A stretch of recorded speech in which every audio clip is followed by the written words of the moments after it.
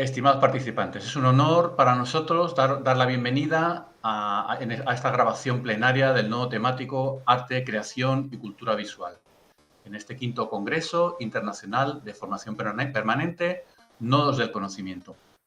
Hoy contamos con la presencia de destacadas expertas en el campo como Sara Domínguez, Vita Martínez Vérez, Paula Gil y Miguel Ranilla.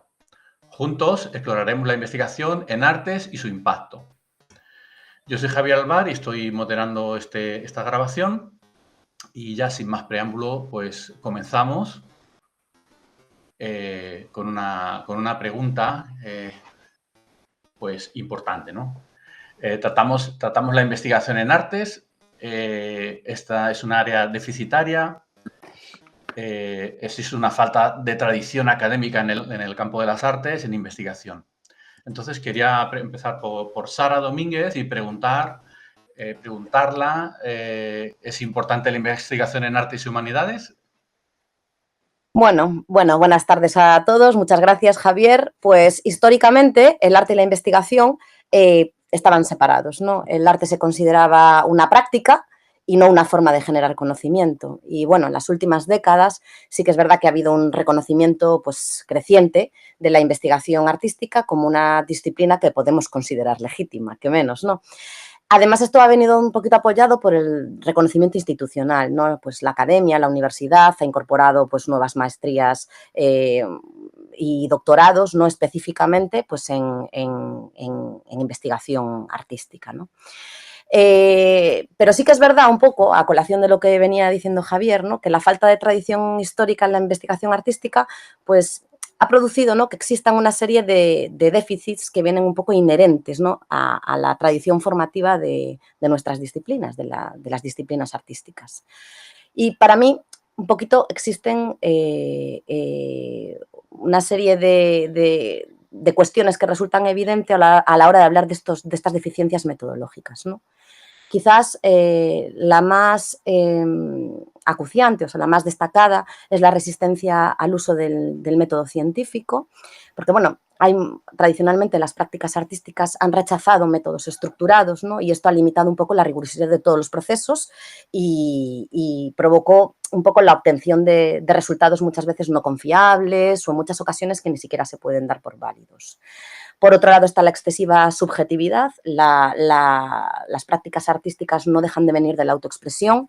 Entonces, bueno, a la hora de llevar a la práctica las prácticas de investigación y no de producción, pues muchas veces las interpretaciones personales limitan la objetividad y la generalización de los resultados. Por otro lado, también la escasa documentación de procesos y resultados. Y esto dificulta muchas veces la evaluación crítica, es decir, no contamos con experiencias anteriores que a nosotros los investigadores en artes pues nos ayudan muchas veces a apoyarnos en estas cuestiones, ¿no? Y quizás, por último, pues la falta de estandarización. Es decir, esto dificulta muchísimo la comparación con otros estudios y al final la replicabilidad. Entonces impide un poco pues, que otros investigadores puedan replicar los estudios para confirmar o refutar los resultados. No tenemos muchas veces con quién hacer una discusión a nivel científico, ¿no? ¿Qué consecuencias podemos decir que traen un poco estas deficiencias metodológicas? Pues muchas veces pérdida de credibilidad y prestigio en nuestras áreas, o limitaciones en la aplicación práctica, o muchas veces una contribución limitada al conocimiento, es decir, no conseguimos muchas veces resultados que sean de interés para la comunidad científica, ¿no? Y esto muchas veces implica pues falta de recursos, falta de recursos, tanto a nivel de poder subvencionar nuestras propias investigaciones, como que haya algún tipo de interés por políticas culturales para subvencionar este tipo de investigaciones, ¿no?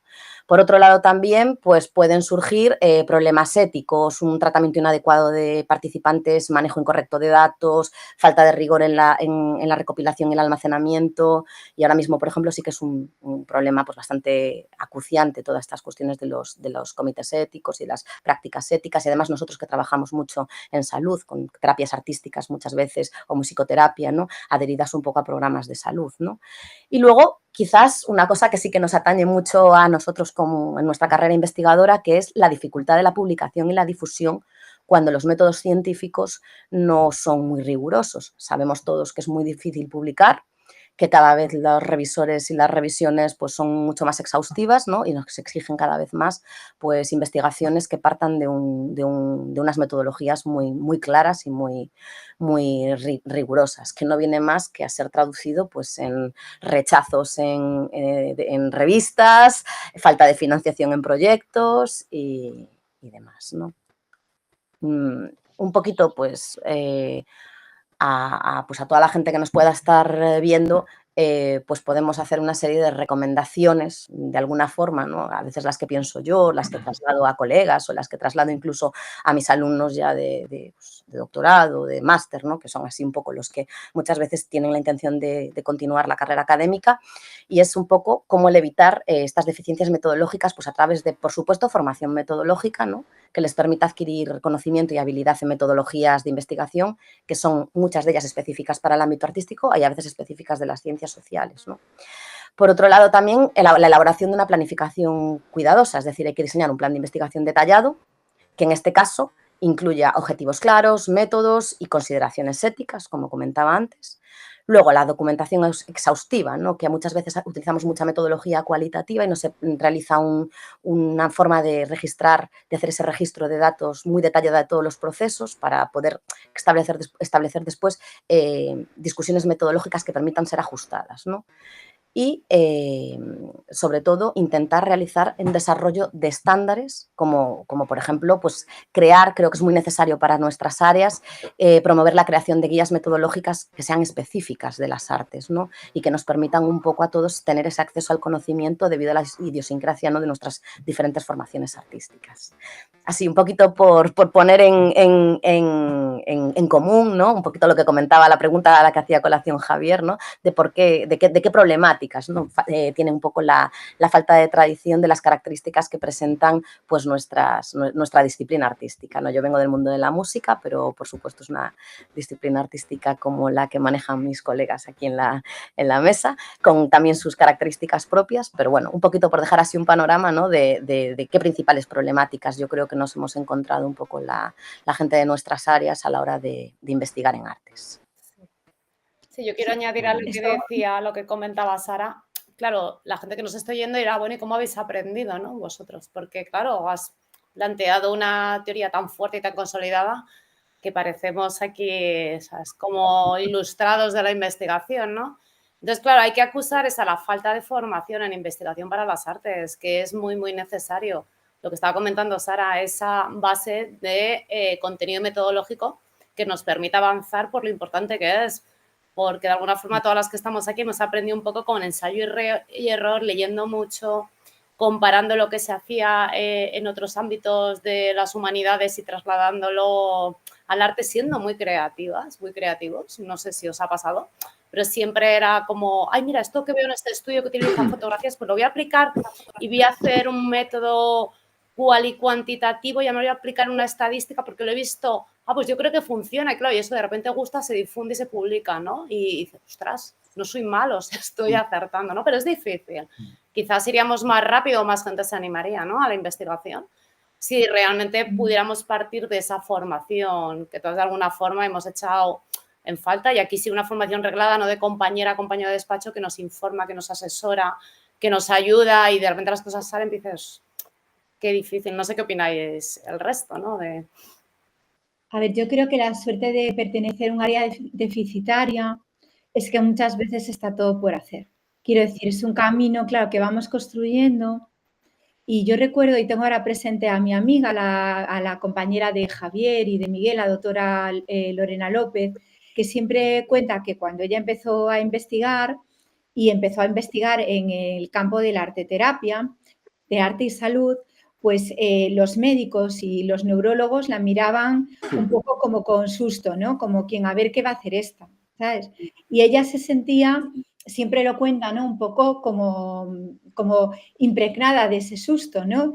Hasta que vieron que era una persona rigurosa, trabajadora, sensata, que aplicaba el método científico y que obtenía unos resultados iguales que ellos. Entonces, bueno, pues ya se sintió empoderada, ¿no?, en su propio trabajo. Yo creo que lo importante es que en nuestra área, en el área de artes, está casi todo por hacer. O sea, no está todo por hacer, porque tenemos suerte de, bueno, pues de estar en departamentos donde hay personas que investigan, pero se ha investigado muy poco y muchas veces, como decía Sara y Pau, con muy poco rigor. Pero a la vez, quiero decir, pienso que haría falta y cada vez hace más falta esa formación en investigación. Y además esa investigación en formación yo la reivindico en el método científico. Quiero decir, no investigación, no, es que las artes se investigan de una manera distinta. No, las artes se tienen que investigar, pues como todos los hechos humanos, a través del método científico.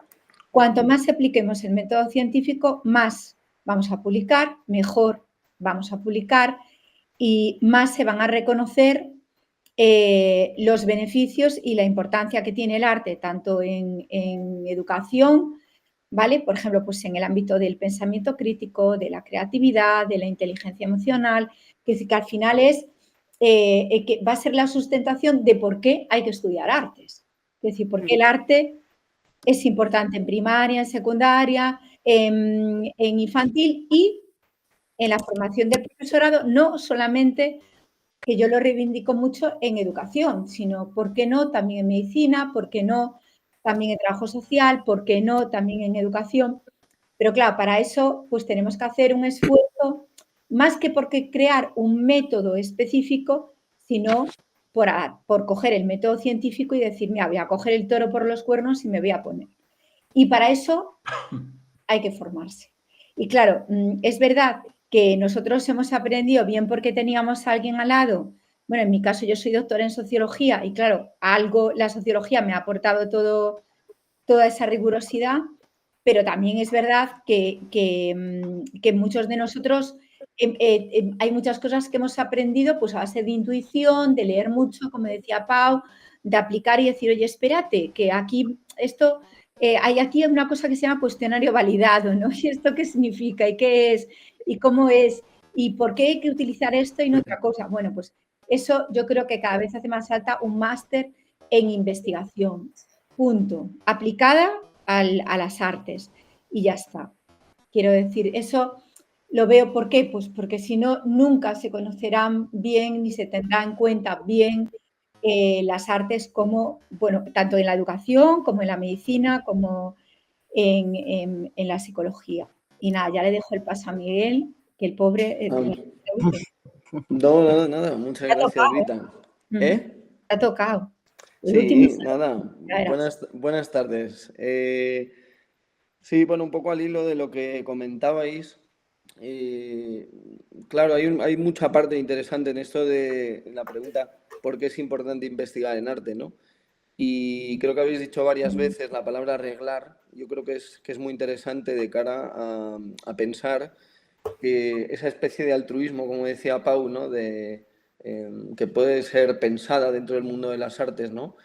Creo que pasarlo por el filtro de poder regularlas de algún modo, poder investigar a través de las artes, utilizar las artes como herramienta, nos puede primero ofrecer distintos espacios del conocimiento donde las artes pueden interactuar, por ejemplo el Culture for Health, ¿no? Espacios hospitalarios, espacios, en fin, abrir mucho el marco de la funcionalidad del arte y de paso hacer resiliente, yo creo, al arte, ¿no? Porque a veces vemos como determinadas vías, vamos a decir, de la explotación del arte o del cómic, del diseño de personajes, nuevas fórmulas que se han ido incluyendo dentro de las facultades de Bellas Artes, bueno, pues creo que también habría que regenerar, no solo poder asistir, digamos, a una demanda económica, social dentro del entertainment o de otros procesos, vamos a decir, relacionados con el arte, sino también en ese discurso. Es decir, creo que investigar en artes,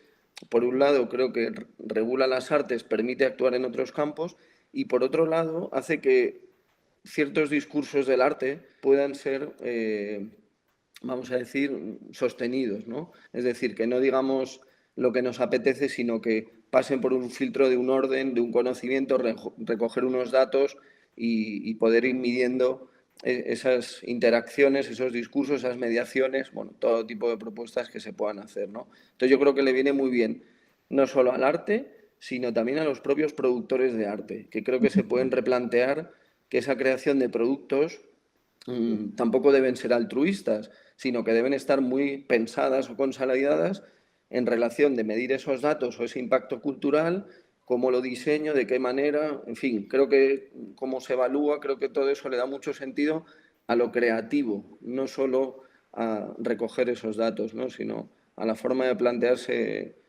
cómo utilizar las artes, ¿no? Como herramienta. Y bueno, y sin más dilación, pues doy paso a Javi. Vale, muy bien. Bueno, pues ibais hablando y se me iban poniendo muchas formas de comentar, ¿no? A cada una.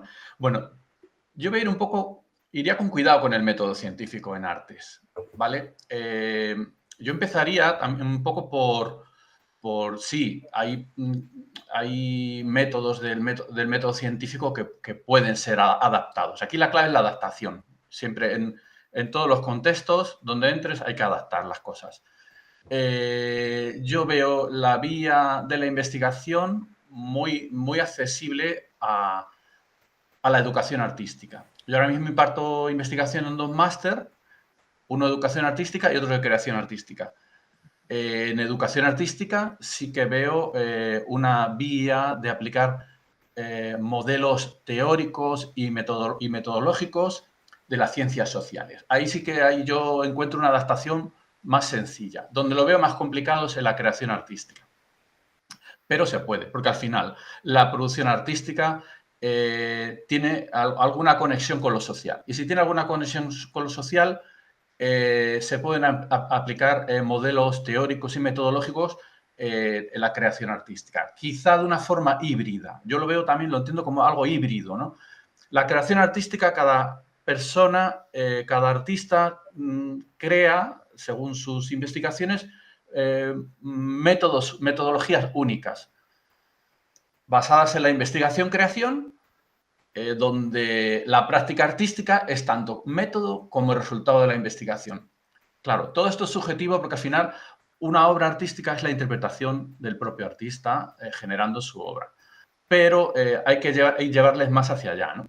Si tienes alguna conexión con algún contexto social, ya sea una crítica feminista, un estudio etnográfico, autoetnográfico, etcétera. Vamos a ver, haz una metodología híbrida donde entre la investigación-creación y donde puedes incorporar metodologías de las ciencias sociales. Y ahí pueden también entrar a algún método cuantitativo, es lo que yo entiendo. Entonces, veo más sencillo entrar a través de la educación artística y evolucionarlo mediante una transformación, una adaptación a la creación artística. Y entonces, esta adaptación yo considero que no es fácil, porque nos encontramos que cada persona es única. No se puede generalizar ni estandarizar. Entonces, bueno, sí que es importante eso, lo que decía, pues eso, que se haga esa adaptación y se utilice pues el método adecuado, ¿no? Y hablando de métodos y metodologías, pongo ahí en la parrilla cualitativo, cuantitativo, mixto. ¿Qué opináis? Por ejemplo, Sara, ¿qué opinas? Bueno, yo soy muy defensora por la propia idiosincrasia de las disciplinas artísticas en la utilización del enfoque mixto. Es decir, a colación un poco de lo que comentaba Javier, ¿no? Al final el arte no deja de ser una forma de autoexpresión. Entonces es imposible no tener en cuenta las realidades individuales. Lo cualitativo parte fundamentalmente del enfoque interpretativo, pero eso no quiere decir que tenga que estar desvinculado bajo ningún concepto de lo cuantificable más objetivo, sobre todo en lo que tiene que ver con primero las evaluaciones diagnósticas para diseñar una intervención que pueda funcionar y ver de dónde partimos para ver qué es lo que queremos conseguir. Y luego, por otro lado, lo cuantitativo nos permite medir el impacto tanto de la intervención como el impacto cultural que nuestras creaciones artísticas pueden tener. Y esas mediciones son objetivas y esas mediciones permiten muchas veces pues, tener unos argumentos sólidos que permitan una modificación, por ejemplo, de políticas educativas o culturales a favor de las artes. por decir algo, quiero decir. Creo que es importante hacer ese medio que no nos libre, como bien decías tú, Javier, por un lado, de entender que la autoexpresión personal, la parte interpretativa, subjetiva, que tiene en cuenta el contexto determinado donde se puede producir la creación, contra esos resultados que tienen esas intervenciones o esas creaciones artísticas, ¿no? Entonces, para mí, yo creo que nosotros podríamos llegar a encontrarnos cómodos un poco en ambas, o sea, en el medio de las dos metodologías históricas, ¿no? Entonces, yo creo que la metodología mixta nos permite triangular muy bien datos. Creo que el manejo de metodologías cualitativas que tiene una amplia gama, ¿no?, de tipologías diferentes de métodos es muy compleja. O sea, creo que investigar cualitativo es mucho más difícil que investigar cuantitativo, pero también creo que la gente tiene menos formación en cualitativo, y eso que yo, cuando leo las investigaciones en artes, veo que fundamentalmente son cualitativas, pero muy poquitas, bueno, con el rigor metodológico que... Con esto no quiero ser tampoco negativa, ¿no?, sino todo lo contrario, quiero decir, por algún sitio hay que empezar. Pero sí que creo que es muy difícil realmente aplicar metodologías cualitativas. Yo creo que es más fácil lo cuantitativo, honestamente. O sea, yo creo que sí. Pero bueno, sí que es verdad que ahí entran en jaque las matemáticas y, bueno, venimos de las humanidades. Yo hace mucho que dejé las matemáticas. Entonces, bueno, pues parece que todo lo que tenga que ver con los números, ¿sabes?, nos produce así como un poco de dentera, ¿no? Las he retomado ahora en esta faceta académico-investigadora, ¿no? Pero bueno, yo creo que ese balance es un poco el que nos puede dar la clave, ¿no?, para mejorar bueno, nuestras investigaciones. Yo creo que muchas veces depende del objeto, o sea, muchas veces no, siempre depende del objeto de estudio. ¿Cuál es la variable dependiente? ¿Qué queremos medir? Entonces, claro, si yo, por ejemplo, como dice Miguel, quiero medir pues el impacto que ha tenido un programa de arte y salud en la autoestima de un grupo de personas, bueno, pues lo primero que voy a tener que hacer es hacer una evaluación diagnóstica de la autoestima previa y cuando termine la intervención, después de 5 o 6 meses, evaluar otra vez la autoestima de ese mismo grupo.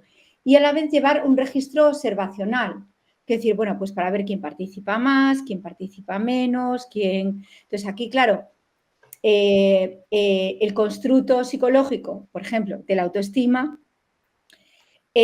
pues evidentemente es un constructo que implica, ¿no?, utilizar pues un cuestionario que esté validado y de ahí no pasamos. Y un registro observacional. ¿Qué es el registro observacional? La aplicación de la observación directa. La observación directa es cualitativa. Entonces ya estamos hablando de una hibridación. Pero además yo en esa observación directa, además puedo sacar fotografías, que si puedo documentar gráficamente o vídeos, ¿no?, el proceso para que yo luego pueda mirar, capturar determinados momentos y pueda hacer una narración visual de todo lo que haya acontecido. Eso es, otra vez, cualitativo. Y a la vez puedo hacer un focus group con un grupo de expertos, por ejemplo, y una entrevista en profundidad pues a las personas que han participado para ver pues cómo se han sentido, qué aprendizajes han realizado, qué dificultades han tenido, lo que solemos hacer, ¿no? Y entonces, sí, además de medir esa variable dependiente que es la autoestima, que es lo que yo quiero medir, ¿vale?, también estoy analizando lo que es la intervención en sí, o sea, la creación, lo que yo he hecho, que ahí es donde está la idea del creador, del artista, ¿no? Y luego, bueno, pues por otra parte, bueno, todo el mundo sabe que yo soy muy quali, muchas veces, de hecho, empecé trabajando en cuantitativa pura y dura y era buena, o sea, yo recuerdo que no era mala, y cuando me pasé a quali, ¿no? Y me pasé a quali, ¿por qué? Pues porque para cuantitativa, pues es verdad que hacen falta muestras muy grandes, que a veces no tenemos, que necesitamos trabajar en equipo para conseguirlas. Mira, pues necesito estos datos, tú puedes pasarme este cuestionario, necesito... O sea, no es fácil, tiene sus inconvenientes, ¿no? ¿Por qué? Pues porque tampoco tiene mucho sentido, salvo que sea un estudio de caso, plantear pues la medición de la autoestima, por ejemplo, ¿no? Porque no va a ser concluyente, es un grupo pequeño. Pero bueno, sí que puedo luego comparar o puedo... Lo que sí que está claro es que más allá de cual y cuanti, que yo creo que son los dos, dependiendo de la variable que queramos medir, y teniendo en cuenta que, como decía Javier, el proceso artístico de creación es puramente subjetivo, solo el artista sabe por qué se le ocurre y ni siquiera lo sabe muchas veces. Si te preguntan, oye, ¿por qué se te ocurrió hacer esto? Pues no lo sé. O sea, realmente se me ocurrió. Pero ¿qué procesos hay detrás de esa ocurrencia? Pues muchas veces tú los quieres medir o los quieres cuantificar o los quieres situar y pues que en el fondo no lo sé. Sé que lo tenía en mi interior, pero no lo sé. Pues de repente me salió, se me ocurrió y ya está, y ahí está, ¿no? Entonces, tampoco podemos negar ese acto creador que está detrás, que tiene un peso específico importante, ¿no? Entonces, yo creo que más que cual y cuanti son las dos, y siempre poniendo el centro en cuál es la variable dependiente, qué queremos medir, qué queremos analizar, ¿no? Miguel ahí, el jefe del impacto cultural, ¿tiene impacto o no tiene impacto? El impacto o lo cuantificas o no lo cuantificas, o sea, es que no tenga otra. O sea, es así, ¿no? Yo quiero medir el impacto, bueno, ¿qué es impacto, no? Y nada, ya le dejo hablar a Miguel y luego le damos el paso a Pau. Vale. Que sí, un poco al hilo... usted perdone. Pues un poco a lo que decíais, que es muy interesante. Y claro, estamos todavía, o por lo menos yo me pasa, que me debato, ¿no? Entre si cual y cuanti, si mixto, si aquí, allí, si procesual, si cuando desarrollo la práctica, cuando lo recojo, si el producto acabado, ¿no?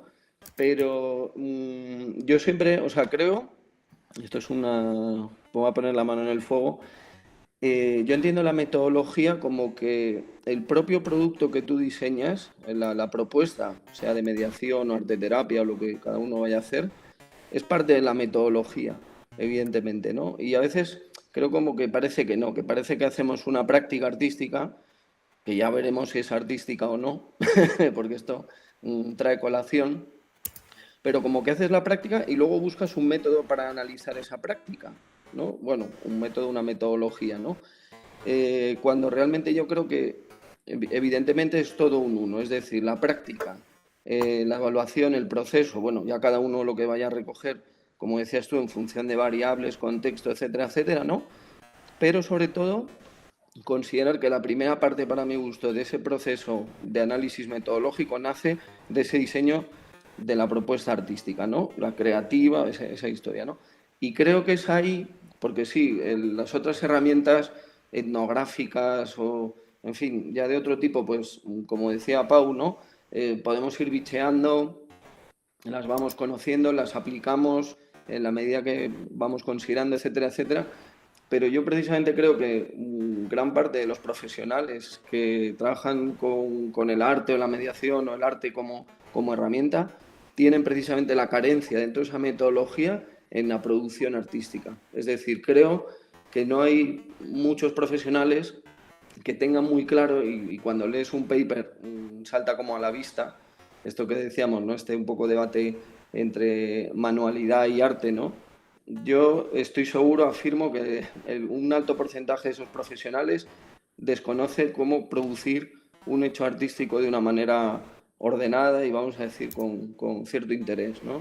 Y yo creo que esa es la primera falla de esa metodología, independientemente que luego uno pueda añadir o llamarlo de un método, que como nos gusta llamarlo a todo, o definir si es mixto, si es cualitativo o cuantitativo e intentar redefinir o llevar esa propuesta a un lugar o a otro, ¿no? Y bueno, eso es una opinión mía. Y doy paso a Pau. Bueno, pues yo escuchándoos a todas, por supuesto yo abogo más por una metodología mixta, ¿no? Más que cual y más que cuantitativa. Pero es que ahora cuando está hablando Miguel me ha venido a la cabeza, ¿no? El título del libro de María Caso, la de la educación artística no son manualidades, ¿no? Entonces la investigación en artes no son manualidades, ¿no? Diría yo también. Y yo creo que lo que nos pasa un poco, bueno, nosotros investigamos en arte y mucho investigamos en educación, ¿no?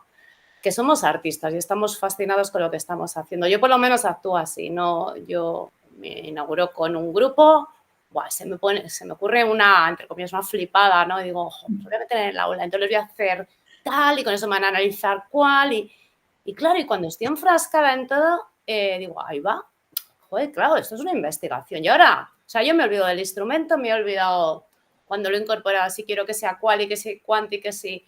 Y os comentaba un día, ¿no? Yo, fijaros, hasta cómo es el tema, ahora lo pienso un poco más porque tengo necesidad de publicar por todo lo que pasamos, ¿no? En la carrera universitaria.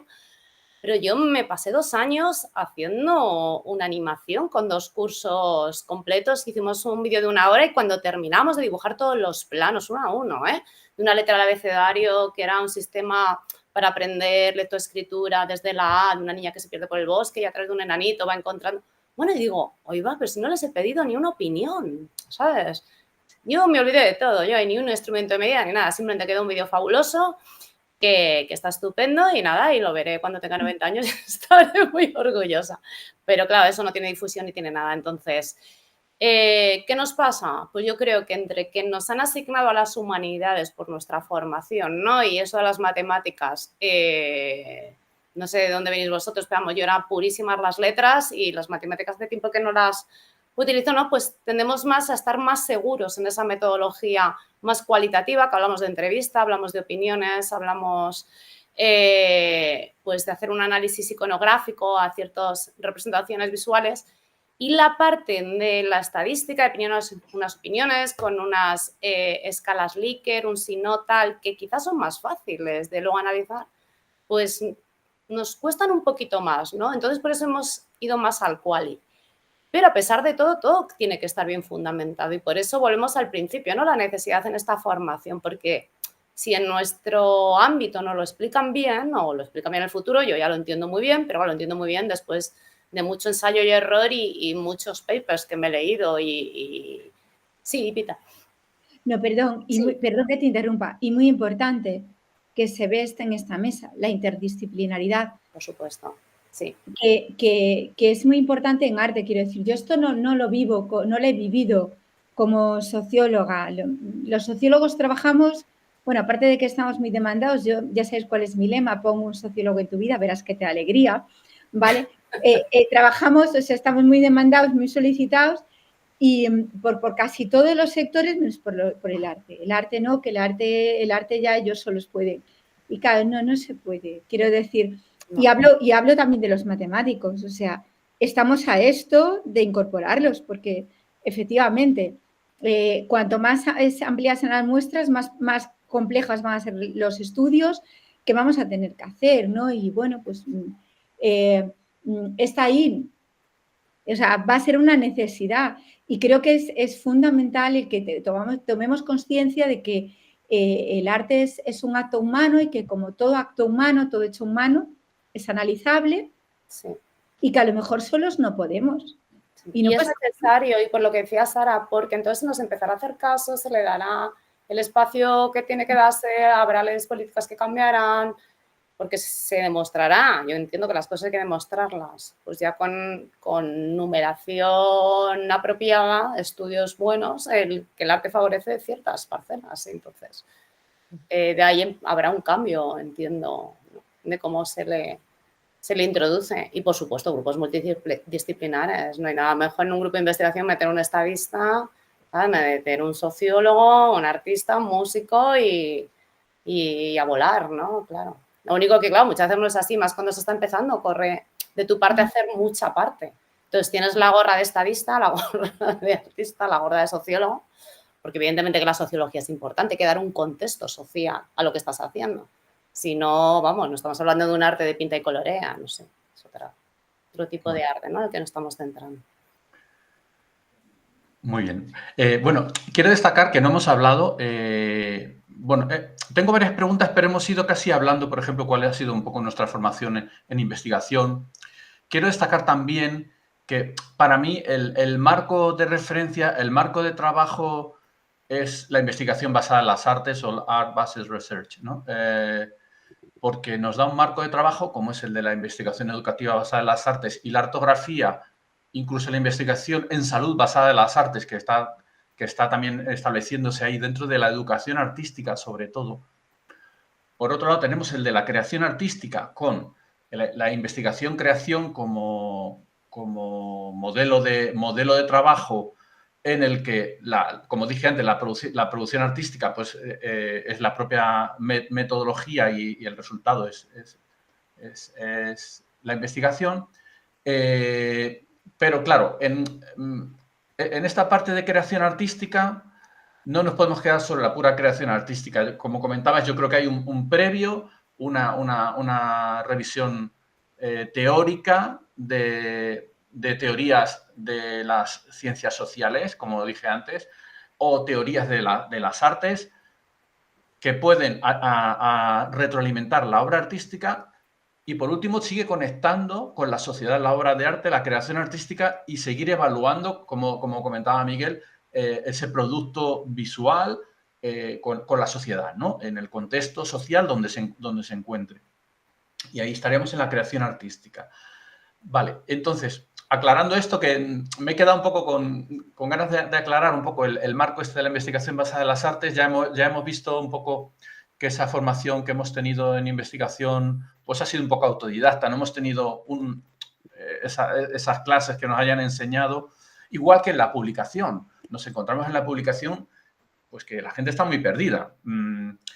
Quizá nosotros, por el hecho de conocer un poco más las metodologías y también el haber trabajado en revistas, trabajar en revistas, te da una amplitud de visión en cuanto a las publicaciones, en cuanto a las estructuras, en cuanto a los tipos de publicación, en cuanto al impacto de las publicaciones, ¿no? Para luego las futuras acreditaciones. ¿Cómo ves un poco el campo de la publicación, Sara, actualmente, sobre todo en artes, ¿no? En el desarrollo y la producción escrita en artículos de todo este trabajo que hacemos, que bueno, que como hemos visto es carente, pero que va avanzando, yo creo. Pues yo creo que las artes tienen una cosa muy positiva, que es que son muy democráticas. Entonces no necesitamos muchas veces para realizar las intervenciones o para trabajar con las manifestaciones artísticas, contar con que la gente tenga ningún tipo de conocimiento sobre ellas. Pongo esto entre comillas porque, bueno, depende de lo que queramos trabajar, ¿no? Pero ¿qué pasa? Que yo creo que toda aquella investigación que es muy democrática afecta a mucha gente. A cuanta más gente afecta, más les va a interesar a las revistas publicar y más financiación va a haber, ¿no? Me acuerdo una vez, anecdóticamente, que me hicieron el comentario de es que tú no investigas para solucionar el cáncer. Si investigases para eso, publicarías sin problema. Y es cierto. Y eso es así. ¿Y qué tienen las artes? Pues yo creo que una corriente hiper importante y tendente pues para poder transferir este conocimiento es todo lo que tiene que ver con arte y salud. Para mí ahora mismo es puntera a nivel científico, a nivel de publicación, estudios sobre de neurociencia y artes. Neurociencia y música está súper en boga. Nosotros estamos trabajando también con Colombia, con médicos, en un proyecto allí donde un poco estamos trabajando pues, el impacto de la música en los procesos neurológicos. Y yo creo que, por ejemplo, todo lo que tiene que ver con arte y salud va a tener muchísimo impacto. Arte e inclusión social, arte y contexto sociocomunitario, porque realmente nosotros, esto también, y vuelvo a hacer a colación un poco a mi disciplina, me decían una vez, es que la música, no hay nadie que vaya al ciclo de música contemporánea y tal, pero da igual, porque eso es creación y tal. Y yo les decía, ya, pero el día que no haya nadie en la sala de conciertos se va a dejar de programar. Entonces, o hacemos el arte desde nuestras posibilidades más accesible, más democrática y la utilizamos un poco para transferir y tenemos muchísimo poder. Yo a veces veo a ciencias experimentales, en la parte de didáctica de las ciencias experimentales o didáctica de las ciencias sociales y digo, qué complicado lo tienen.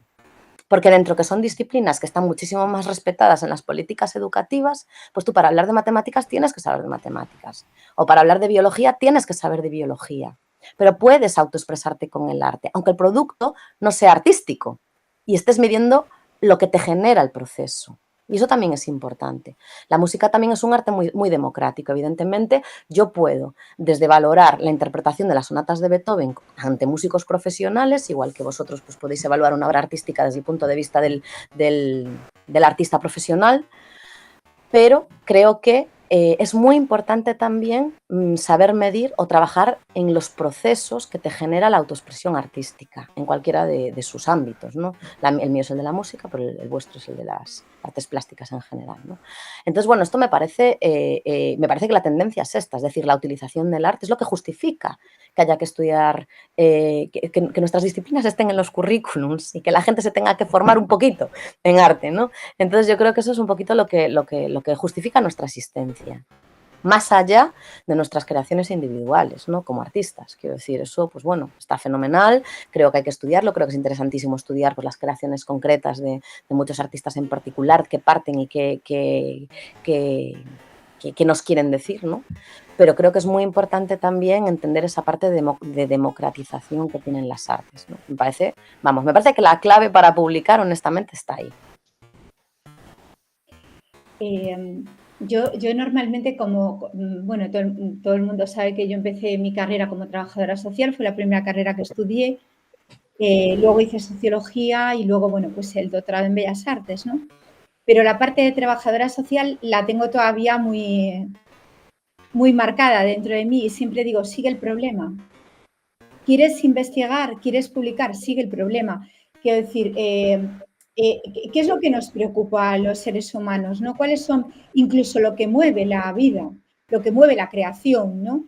Que decía Miguel Hernández, venimos con 3 heridas, la de la vida, la de la muerte y la del amor, ¿no? Bueno, pues al final, esas 3 luces que iluminan los procesos de creación también tenemos que seguirlos a la hora de ser que investigar, ¿no? ¿Por qué funciona bien arte y salud? Porque al final, pues, el arte genera bienestar. Bueno, ya está demostrado. Había una intuición. La OMS lo confirma. ¿Vale? Hasta que lo confirmó la OMS seguíamos con una intuición que era bastante clara y potente porque nos la dejaban hacer, la hacíamos. Pero bueno, ahora ya está claro, ¿no? Vale, pues genera bienestar. Bien. Bueno, pues ese es un foco de investigación donde vas a publicar bien. Quiero decir, claro, cuanto más preocupe la enfermedad o la dificultad que tengan las personas, pues mejor vas a publicar. La inclusión social, bueno, pues ahora mismo en la sociedad en la que vivimos es fundamental. La interculturalidad, quiero decir, el problema de la migración, que en vez de ser un problema, para nosotros tiene que ser una oportunidad. Quiero decir, es una oportunidad de investigación que es muy grande, ¿no? Aparte de humano, quiero decir, que te tiene que conmover, ¿no? De alguna manera. Entonces, bueno, pues ahí yo creo que a la hora de qué investigar y qué publicar, no siempre es fácil publicar, pero desde luego tienes bastantes más posibilidades si investigas aquello que preocupa a las personas. Y si tratas de dar respuesta a los problemas de las que tienen las personas en el mundo, en la cotidianidad, en el día a día, ¿vale? Bueno, pues nos preocupa en este caso la migración porque la tenemos aquí y genera rechazo, un discurso del odio o nos separa o nos acerca o, bueno, pues vamos a utilizar el arte para visibilizar, para trabajar, para ver, quiero decir, pues cuál es el tema de la migración y eso, pues evidentemente, aparte de que es interesante, se va a publicar bien. Pasa lo mismo con el tema, por ejemplo, pues del Alzheimer. Yo siempre digo que el arte no sana, no cura, no salva. Es una de mis frases, de las frases que más me gusta decir, pero es tirita y beso. Hemos abordado muchas de las preguntas que tenía planteadas casi en el hablar de todo esto que estamos tratando. Y quería abordar el tema de la inteligencia artificial en investigación, ¿no? Cómo, por ejemplo, ve Paula o Miguel, que, bueno, vosotros conocéis bien y trabajáis con la inteligencia artificial, cómo lo veis en investigación, en las revisiones sistemáticas que ya vemos que se están aplicando. hablarnos un poco de la inteligencia artificial en investigación. ¿Quieres empezar? Por ejemplo, Paula. Vale. Paula O Miguel, da igual. Bueno. Empieza, Miguel, que te veo ahí. Sí, bueno, bueno, primeramente la inteligencia artificial. Me había quedado con parte de la pregunta de antes que quería contestar, pero bueno. Bueno, paso a la contéstala y siguiente. sigues con Sigo. él. Sí. ¿Sí? No, contéstala y Era, si quieres sigue. era una tontería muy, muy sencilla, que era apostillarlo de, por supuesto, la herramienta social, ¿no? Como decíais, ¿no? El interés en publicar de algo social. Siempre hay que pensar, y aquí me gustaría decir que el arte es social, y de hecho muchas de las investigaciones, desde mi punto de vista, que son bastante discutibles en arte, son las que hacen luego muestras individuales de los resultados, ¿no? Y creo que además es muy interesante, me acordaba ahora, como soy estudiante de sociología, como Vita, yendo a Malinowski, ¿no? Ese modelo antropológico, etnográfico que habéis comentado, bueno, dentro de todas las posibilidades de estudios sociológicos, pues fíjate, creo que las artes pueden ser como un modelo más de estudio sociológico, por supuesto, pero que en un futuro las artes van a tener que enseñar a la sociología. Es decir, ahora estamos aprendiendo de la sociología y creo que luego va a haber un feedback para los sociólogos de esas nuevas formas de antropología y etnografía y etcétera, etcétera, ¿no? De no solo medir con cuadernos de observación, etcétera, etcétera, ¿no? Sino multiplicidad de herramientas que pasan por las artes. Dicho esto, paso a la siguiente pregunta. Respecto a la IA, sí, bueno, yo creo que estamos un poco verdes todavía en la IA, estamos todos encantados porque creo que puede ofrecer un montón de posibilidades, que se puede utilizar de muchas maneras, como decías antes, ¿no, Javi? Revisiones sistemáticas, revisiones bibliográficas. Bueno, vamos a pensar que de algún modo podemos traducir datos utilizando, por ejemplo, la inteligencia artificial o, bueno, en fin, hay que saber preguntar y creo que nos puede servir para determinados procesos. Pero también creo que plantea un montón de preguntas de cómo utilizar esa inteligencia artificial y de los posibles problemas que pueda generar. Por ejemplo, decía una revisión bibliográfica, luego lo miras y la mitad de los libros no existen, ¿no? En una revisión sistemática, ¿hasta qué punto puede haber un sesgo, ¿no? Con lo cual, creo que a día de hoy, por lo menos yo, lo veo como una posible herramienta, pero de momento creo que estamos verdes, tanto, por lo menos yo, los investigadores, como la propia inteligencia artificial, para depositar toda la confianza, digamos, en procesos, vamos a decir, como muy, muy refinados dentro de la investigación, ¿no? Y sobre todo porque inteligencia artificial, al final, los algoritmos, cuando crea texto, cuando nos ofrece posibilidades, pues se ve que son estructuras, ¿no? Y, como decíamos antes, determinadas cuestiones, por ejemplo, yo antes le estaba preguntando cuestiones como más subjetivas o de la hermenéutica o lo que sea, que claro, ahí creo que hay ya campos de la interpretación como muy finos, como para que la inteligencia artificial nos pueda ofrecer esas soluciones. No sé si estoy contestando exactamente a tu pregunta. Sí, bueno, que simplemente quería, bueno, Pero vuestra vamos, opinión, ¿no? Simplemente esa es quería un poco mi opinión. poner en la mesa vuestra opinión para, bueno, para compartirla. Vale, pues Paula. nada, comento yo. Bueno, yo referente a la penúltima pregunta, ¿vale? También había parcelas donde me parece interesante investigar dentro del arte, ¿vale? Muchas van sobre la creatividad, importante para todas las facetas de la vida, ¿vale? No paramos de decir que queremos empleados creativos, directores creativos, ¿vale? Y es algo que se puede educar de forma muy fácil con el arte. Y pensamiento crítico para mí es fundamental, ¿no? Las acciones en el aula que te hacen levantar, ¿no?, esos lados oscuros, de salirte un poco de la línea que socialmente es la aceptada y la común para investigar, ¿no?, otras parcelas. Bueno, y ya entro en la inteligencia artificial. Bien, a ver, yo creo que está todo muy incipiente, ¿no? Entonces, ahora mismo, ¿podemos utilizar la inteligencia artificial para investigar? Pues yo creo que como con todo. Tenemos que tener cuidado de la generalidad de la inteligencia artificial en todos los campos, pero sí que si nosotros controlamos un campo como es la investigación, puede ser un ayudante a nuestro lado que nos puede facilitar su maestría en diferentes tareas. Entonces, si entendemos cómo funciona la inteligencia artificial, en la que son neuronas que disparan, una neurona conecta con otra neurona, hace un significado, por ejemplo, encuentro dos puntos es una línea, encuentro un tercer punto y es una especie de L, haría una forma, es una cara, eso, ¿de acuerdo? Y entiendo que lo que hace bien la inteligencia artificial es relacionar conceptos, esa parte de la inteligencia que en creatividad llamamos flexibilidad, conceptos muy rápidos. A mí me puede ayudar, pues, por ejemplo, yo tengo los rollback quiz de una investigación y le digo, dame ideas, ¿vale? De este cuestionario que voy a poner en el aula, ¿vale? Imaginaos que es uno no válido, uno normal. ¿Qué tipo de investigación vendría acorde? Dime quién ha investigado sobre esto. Oye, te da pinchazos de ideas y todas esas ideas que genera se las puedes volver a meter. Bien, me gusta por dónde vas, pero quiero profundizar un poco más. Entonces, ¿qué dos variables debería juntar y qué prueba estadística me podría valer para que esto... Ah, pues mira, lo que tienes que hacer es un análisis de regresión. Ostras, yo soy de letras. ¿Y eso qué es? Explícamelo como si tuviéramos 4 años. Pues mi análisis de regresión vas a...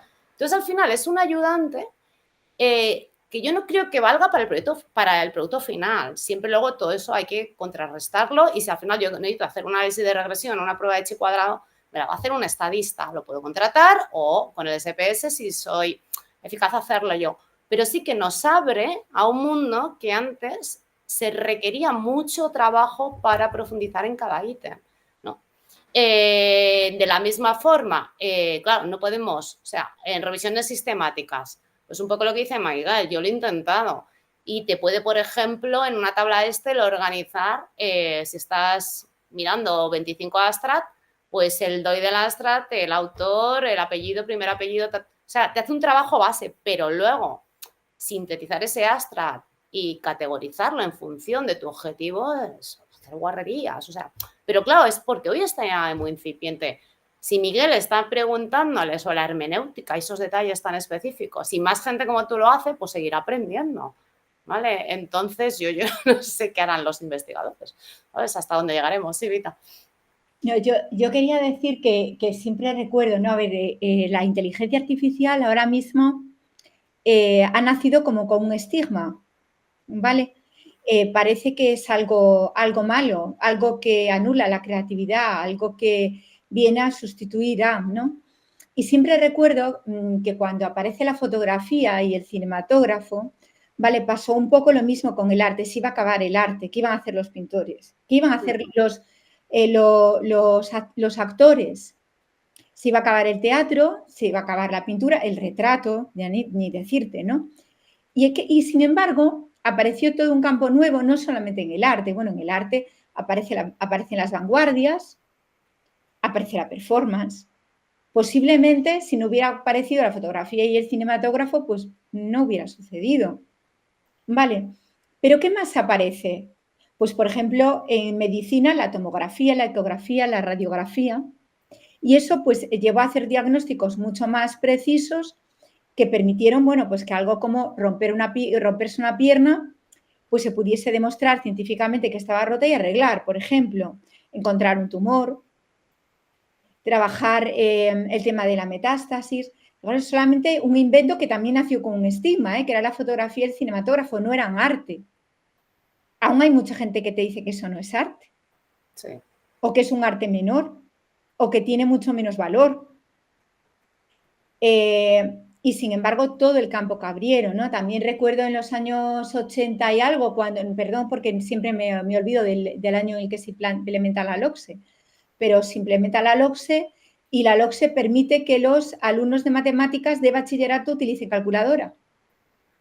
Y salieron en manifestación los profesores de matemáticas diciendo que, bueno, que iban a perder mucho en cálculo, ¿no? Simplemente ahora saben más matemáticas, es decir, pues se pueden enseñar matemáticas más complejas porque para determinados cálculos que tienen que hacer necesitan una calculadora. Entonces, bueno, pues se pueden hacer límites, derivadas, integrales, es decir, cosas que sin calculadora pues sería muy difícil o muy lento que se pudiese estudiar, ¿no? Entonces, yo creo que la inteligencia artificial puede ser y va a ser una herramienta más de investigación. Ahora, ¿va a investigar por ti? No. Si tú no sabes investigar, no vas a saber tampoco qué es lo que... Primero, ¿qué quieres investigar? Claro. cuál es la variable dependiente y cuáles son las variables independientes. No vas a saber categorizar, no vas a saber qué análisis hacer.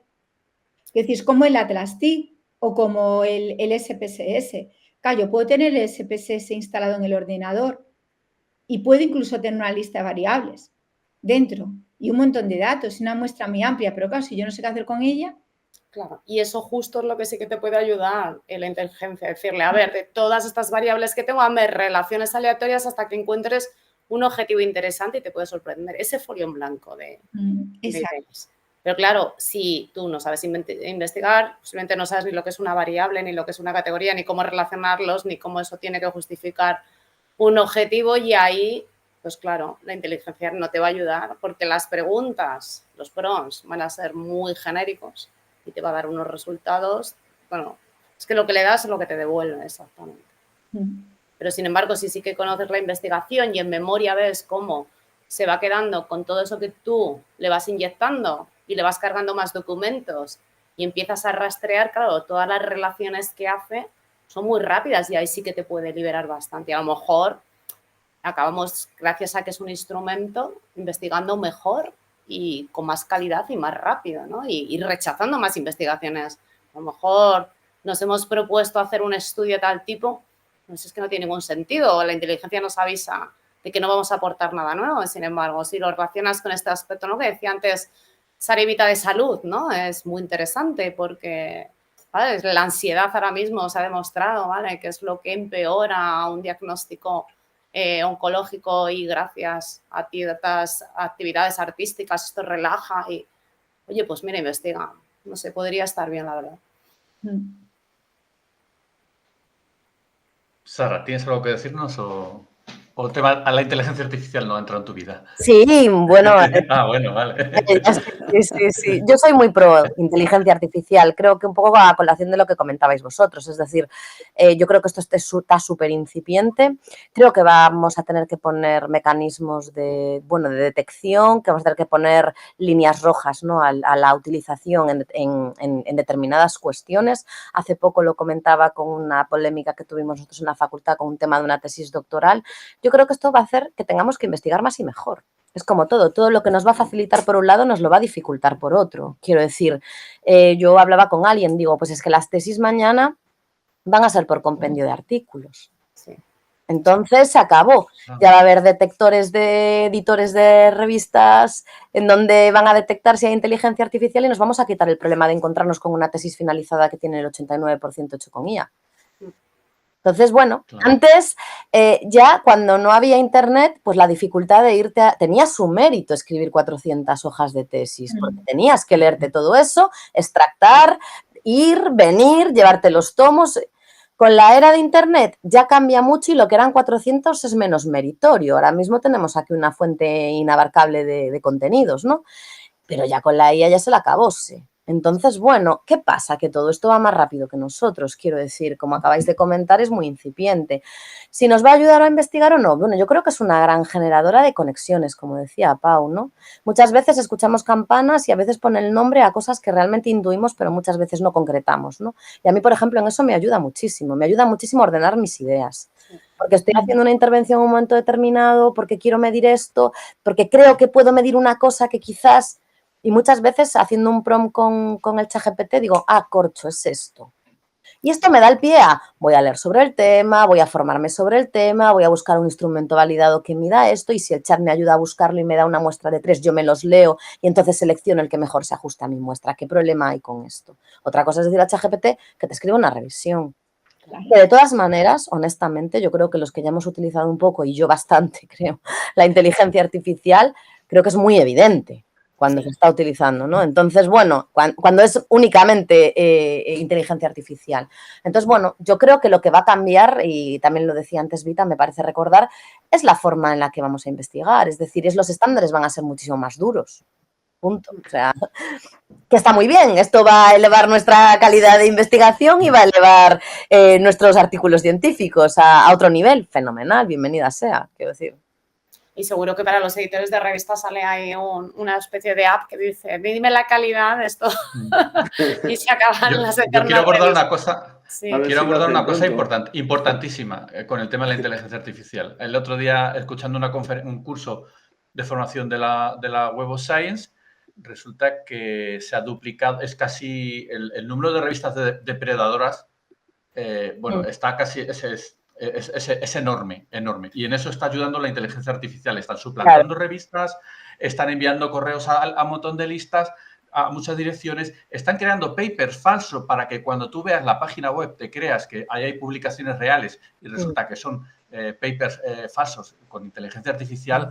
Y yo quiero avisar a todo el mundo, si no lo sabe, que hay que tener mucho cuidado con las revistas depredadoras porque, bueno, tenemos el caso también de una revista conocida que suplantaron su página web, estaba duplicada y era falsa. Y era falso. Te engañan para que envíes el artículo, luego se lo quedan y te quieren cobrar por publicar y es bastante peligroso y bastante preocupante. La Web of Science está muy preocupada, ¿no? Entonces, bueno, también avisar de eso, ¿no?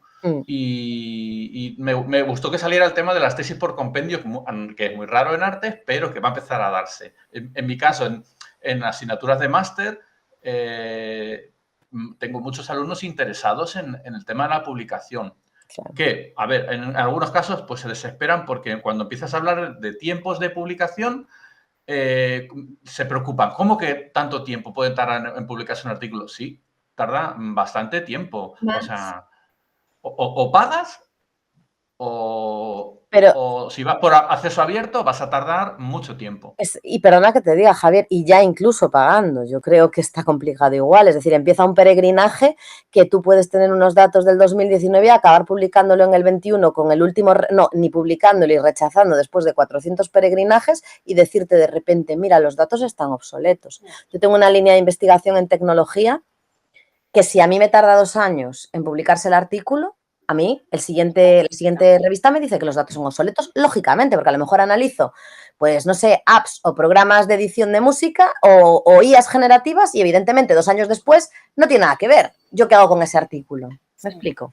Sí, Vite, yo ahora mismo tenemos uno publicado, ¿verdad? Para febrero de 2025 es un Q1 Educación y desde hace 2 años. Y es de pago. O sea, es de pago que con los acuerdos transformativos no deberíamos pagar. Claro. Es de las que normalmente cobra y ha pasado no sé cuántas revisiones, pero bueno, es que va muy tarde, o sea, tardan. Es complicado y es un mundo en el que el alumno, a ver, tiene muchas ventajas la tesis por compendio, que voy a decir yo que he hecho una, y creo que además, si yo quiero hacer una carrera académica, no se me ocurriría no hacer una tesis por compendio, ¿vale? Tanto como director de tesis, pero sobre todo como doctorando. Primero porque haces una parte de tu carrera. O sea, bueno, pues por lo menos 3, 4 artículos, pues ya te los tienes que sacar, ¿no? Y te vas curtiendo. Y luego que si tú te pones a hacer una tesis tradicional, ¿te lleva menos? Yo creo que tampoco te lleva menos. Quiero decir, ¿qué pasa? Que lo peor que es verdad, lo peor de la investigación y lo peor de la publicación, no de la investigación, sino de la publicación, es el no. Frustra mucho, incluso no solamente frustra mucho, sino que te termina, si no tienes un ego muy situado, bueno, pues hay gente que la afecta hasta el punto de decir, no, yo paso, yo esto no lo quiero hacer. Pero sí que es verdad que si tú quieres seguir una carrera académica, pues tú te tienes que acostumbrar a ese no, te tienes que acostumbrar a decir, bueno, pues si tengo una línea de investigación como la de Sara, bueno, pues yo ya sé que tengo que ir a revistas rápidas, tengo que invertir también, acostumbrarse a invertir en la carrera académica. Quiero decir que, bueno, pues es algo que no se hace y está un poco denostado, ¿vale? Incluso pagar para... Pero yo creo que en cierto modo todos pagamos. Cuando yo reviso un artículo y lo hago gratis, estoy de alguna manera regalando mi tiempo y mi trabajo. Claro. Cuando una persona revisa mi artículo, me está pagando, está con su tiempo y su trabajo. Entonces, el editor de Arte Individuo Sociedad, de Kepes, de Encuentros, bueno, digo nuestras revistas para hacerles publicidad, que luego no se diga, ¿vale? Bien, pues también digo, quiero decir, ¿cuánto tiempo no se le dedica a eso? O sea, al final hay un coste detrás. Entonces, claro, parece que regalar el tiempo está bien visto, que me regalen tu tiempo. Yo te intercambiamos tiempo, ¿vale? Tú me regalas tu tiempo, yo te regalo mi tiempo y todos intercambiamos tiempo. Y genial. Ahora, cuando hablamos de euros, ya mal. Bueno, pues a lo mejor, pues como cuando hacemos una estancia, tú te haces una estancia de investigación y primero adelantas dinero, igual luego ves algo de vuelta, pero pero adelantas dinero, allí tienes gastos que no están previstos en la beca de investigación. Ah, no, pero yo no me voy de estancia, sino, quiero decir, no, tú te vas y eso que te permite ascender y bueno, pues es un invertir en tu carrera, pues como cuando yo era trabajadora social y me hice un máster, pues me lo hice y me lo pagué yo, no me lo pagó el ayuntamiento. Yo aprendí más y eso me permitió pues ascender o bueno, pues cada carrera tiene su propio sistema, ¿no? Pues trabajas en la administración, tienes un sistema, trabajas en secundaria, tienes otro sistema para ascender y en la universidad todos sabemos cuál es. Entonces, a veces está como muy, y yo aquí luego ya veréis que me va a poner verde, pero no me importa, está como muy desvalorizado el tema de, mira, es que tú has publicado en una revista de pago. Bueno, claro, sí, porque quería publicarlo rápido. Es que estos datos, si no, mueren y se me acaba la investigación. Bueno, ni siquiera es rápido. Sí, perdón. Pero has pasado por una revisión, que no se entienda mal, que es que pagas y te lo publican. Antes No. te puedes rechazar esa revista perfectamente. Javier, ¿tú te acuerdas del artículo que publicamos juntos, Gender Rollers? La primera revisión, la carta de refutación fueron 42 folios. O sea, es así. O sea, 42 folios de respuesta a los revisores. Bueno, pues fue un trabajo muy grande. También aprendes mucho, muchísimo. Valoras mucho tu trabajo, te das cuenta. Entonces, yo también quiero romper una lanza sobre eso, ¿no? Bueno, pues vas a un congreso, pagas y no pasa nada. Quiero decir, y te formas y aprendes y haces un máster o estudias sociología como Miguel, que tiene muy buen gusto, y paga la matrícula y no pasa nada.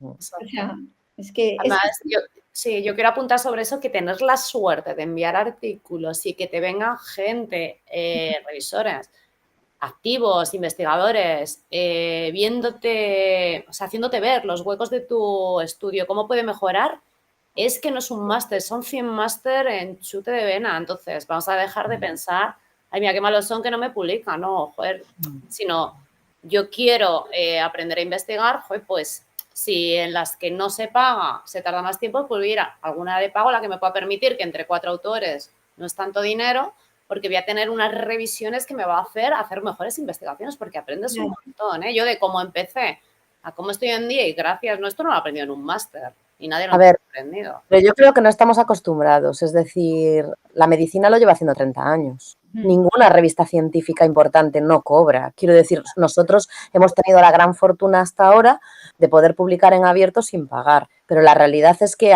yo cuando lo comento digo, madre mía, es que esto es un dineral o es que esto, ¿sabes? Y comentas a veces porque tienes oportunidad de publicar en una buena revista o tal y yo por suerte no he tenido que pagar mucho.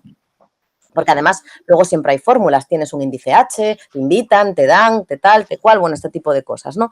Pero quiero decirte que es verdad que los médicos ni se lo cuestionan, también van 40.000 en el artículo cuesta 10.000 euros. El otro día me comentaba un departamento aquí en el clínico de Santiago, me decía, pues hemos pagado un artículo que fueron 10.000 euros. Claro, iban churrucurrucientos.000, o sea, debía de ser un equipo completo. Pero claro, era una investigación muy importante, se publicaba en una de las revistas más top Pero me dicen, pero si nosotros siempre ya contamos con eso, por eso van tantísimos. También es verdad que los médicos no tienen que hacer nuestra carrera académica, ni va dividido por no sé cuántos el mérito, si somos más de qué sé yo, ¿no? Todo esto que ya conocemos. Pues es así. Bueno, pues se nos está acabando el tiempo. Es súper interesante todo lo que hemos tratado. Me ha encantado.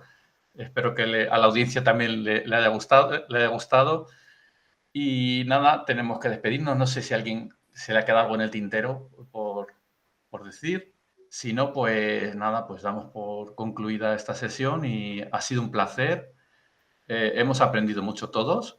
Esperemos que se transmita todo este conocimiento al público que visualice esta plenaria. Y nada, muchas gracias y ha sido un placer, de verdad, compartir este tiempo con vosotros y con vosotras, ¿vale? Gracias a ti, Pues nada, Muchas gracias. hasta la próxima. Sois unas personas maravillosas. Gracias. Un placer. Gracias. Gracias.